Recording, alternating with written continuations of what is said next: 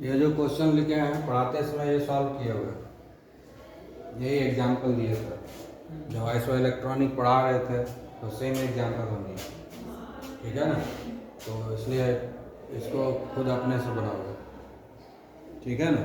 हाँ, इसमें रीजन वगैरह सब बताए थे तो उसको एक्सप्लेन कर दोगे अच्छे से। आइसो इलेक्ट्रॉनिक विथ नियॉन बोल रहा है, नियॉन में कितना होता है नंबर ऑफ इलेक्ट्रॉन? हाँ, 10 होता है ना।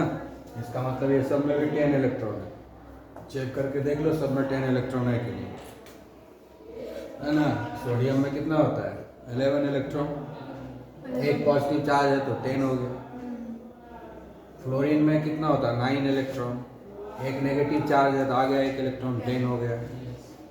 ऑक्साइड में 2 इलेक्ट्रॉन आ गया, 8 है उसमें, 2 आ गया तो 10 हो गया। उसी तरह से मैग्नीशियम में 12 होता है ना, 2 इससे रिमूव हो गया मैग्नीशियम आयन में तो 10 हो गया। एल्युमिनियम में 13 होता है, एल्युमिनियम में 13 होता है, ठीक है। तो 3 इलेक्ट्रॉन रिमूव हो गया तो कितना बचा है इसके पास? 10, ठीक है ना। तो सबके पास 10 इलेक्ट्रॉन है कि नहीं? ये सारा आइसो इलेक्ट्रॉनिक है कि नहीं? तो नंबर ऑफ इलेक्ट्रॉन सारे में सेम है। तो डिफरेंट क्या है सब में? प्रोटॉन।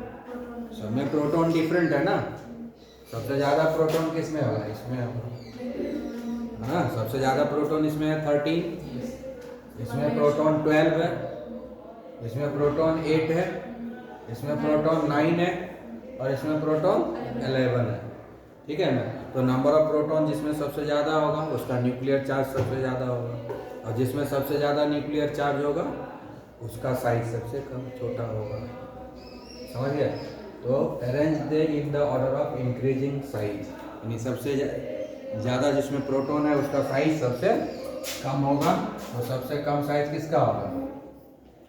एल्युमिनियम आयन, ठीक है। उसके बाद 12 है ये, ठीक है। उसके बाद सोडियम आएगा, हाँ। सोडियम के बाद आएगा फ्लोराइड, है ना। और फ्लोराइड के बाद आएगा ऑक्साइड। यही ऑर्डर होगा साइज का, यही आंसर होगा, समझ गया। हाँ, एल्यूमिनियम में प्रोटॉन कितना है? 13, इलेक्ट्रॉन कितना है? 10। मैग्नीशियम आयन में प्रोटॉन कितना है? 12, इलेक्ट्रॉन कितना है? 10, ठीक है। और इस सोडियम में प्रोटॉन कितना है? 11, इलेक्ट्रॉन कितना है? 10। फ्लोराइड में प्रोटॉन कितना है? 9, इलेक्ट्रॉन कितना है? 10। ऑक्साइड में प्रोटॉन कितना है और इलेक्ट्रॉन कितना है? 10। तो सब में नंबर ऑफ इलेक्ट्रॉन 10 है, तो सब सेम हो गया, आइसो इलेक्ट्रॉनिक हो गया, ठीक है। प्रोटॉन सबका डिफरेंट है, जितना ज़्यादा प्रोटॉन उतना ज़्यादा इफेक्ट न्यूक्लियर चार्ज होगा, और जितना ज़्यादा न्यूक्लियर चार्ज उतना ज़्यादा पुलिंग इफेक्ट होगा। वो पुल करेगा सेंटर की तरफ इलेक्ट्रॉन डेंसिटी को, इलेक्ट्रॉन क्लाउड को, और जिसके चलते क्या होगा? स्क्वीज इन हो जाएगा, छोटा हो जाएगा, ठीक है। समझ में आ गया ना ये? इसको तुम लोगों को ये लिखने के बाद लैंग्वेज में एक्सप्लेन भी कर देना है, तभी मार्क्स मिलेगा, ठीक है। तो कह रहा है select from each group the species which has the smallest radius stating appropriate reason. मतलब ये 3 एलिमेंट 3 आयंस का ग्रुप बना हुआ, 3 स्पीसीज है, इसमें भी 3 स्पीसीज है, इसमें भी 3 स्पीसीज है। तो ये तीनों में से इसमें सबसे छोटा रेडियस किसका है ना, स्मॉलेस्ट रेडियस, ठीक है। पहले इसमें चेक करेंगे कि इसमें सबसे स्मॉलेस्ट कौन है, उसमें फिर उसमें। तो सबसे पहले हम चेक करेंगे क्वेश्चन नंबर 1, ठीक है। ये ऑक्सीजन है, ये पेरोक्साइड है और ये ऑक्साइड है। ये ऑक्सीजन एटम है, ठीक है ना, और ये पेरोक्साइड है और ये ऑक्साइड है। -1 है तो पेरोक्साइड, -2 है तो ऑक्साइड, -½ है तो सुपर ऑक्साइड। याद रखो ऑक्साइड का वैलेंसी 3 होता है, माइनस हाफ, -1, -2। अभी तक जानते थे खाली -2 ना, तो जान लो माइनस हाफ होता है तो सुपर ऑक्साइड, -1 होता है तो पेरोक्साइड, ठीक है, और -2 हुआ तो ऑक्साइड, ठीक है। तो अब देखो कि ये तीनों तो ऑक्सीजन है, इसलिए हमको ग्रुप और पीरियड देखने की जरूरत नहीं है, तीनों ऑक्सीजन सही है ना, तो ग्रुप और पीरियड हमको नहीं देखना है। इसमें नंबर ऑफ प्रोटॉन कितना है, ऑक्सीजन में नंबर ऑफ प्रोटॉन कितना 8 होगा, क्योंकि इसका एटॉमिक नंबर 8 है, तो इलेक्ट्रॉन भी 8 ही होगा। इसमें भी प्रोटॉन तो 8 ही रहेगा, लेकिन इलेक्ट्रॉन क्या होगा, बदल जाएगा, एक गेन कर लिया, ठीक है, और इसमें भी प्रोटॉन तो 8 ही रहेगा, लेकिन इलेक्ट्रॉन 2 गेन किया है ये, तो इलेक्ट्रॉन 10 हो गया। तो सब में नंबर ऑफ प्रोटॉन सेम है, ठीक है, न्यूक्लियर चार्ज तो सब में सेम है, सेम न्यूक्लियर चार्ज है, तो न्यूक्लियर चार्ज कम और ज़्यादा नहीं बोल सकते हैं, इफेक्टिव न्यूक्लियर चार्ज का बात करना पड़ेगा। यहाँ 8 जो है 8 इलेक्ट्रॉन को पुल कर रहा है, यहाँ 8 इलेक्ट्रॉन 9 इलेक्ट्रॉन को मैनेज कर रहा है, यहाँ 8 इलेक्ट्रॉन 10 इलेक्ट्रॉन को मैनेज कर रहा है, ठीक है। तो यहाँ पर तो एक दूसरे को न्यूट्रलाइज कर दिया, यहाँ पर प्रोटॉन से ज़्यादा इलेक्ट्रॉन है, इसको पुल करने में थोड़ा दिक्कत होगा। सबसे ज़्यादा इफेक्टिव न्यूक्लियर चार्ज यहीं होगा, सबसे कम इफेक्टिव न्यूक्लियर चार्ज यहाँ होगा, सबसे कम इफेक्टिव न्यूक्लियर चार्ज यहाँ ना होगा, क्योंकि नंबर ऑफ इलेक्ट्रॉन 2 ज़्यादा है प्रोटॉन से, इसमें नंबर ऑफ इलेक्ट्रॉन प्रोटॉन से 1 ज़्यादा है, और यहाँ पर इक्वल है, ठीक है ना, आया हुआ समझ में।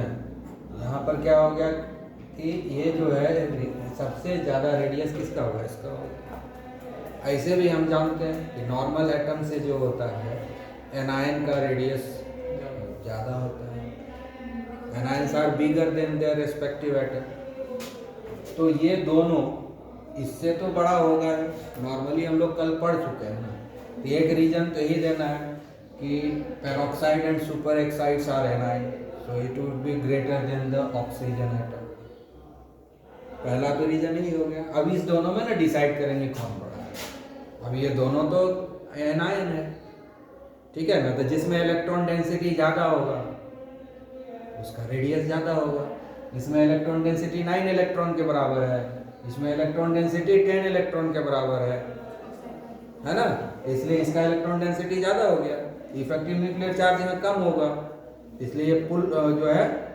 स्क्वीज आउट हो जाएगा, साइज बढ़ जाएगा, ठीक है, आया बस समझ में। इसलिए सबसे ज़्यादा जो एटॉमिक साइज होता है, आयनिक रेडियस जो है ऑक्साइड आयन का सबसे ज़्यादा होगा, ठीक है, और स्मॉलेस्ट कौन हो गया, ऑक्सीजन, तो आंसर यहाँ पर क्या हो जाएगा, ऑक्सीजन, और स्मॉलेस्ट रेडियस खोज रहा है ना, हाँ स्मॉलेस्ट खोज रहा है, ऑक्सीजन एटम हुआ स्मॉलेस्ट, ठीक है,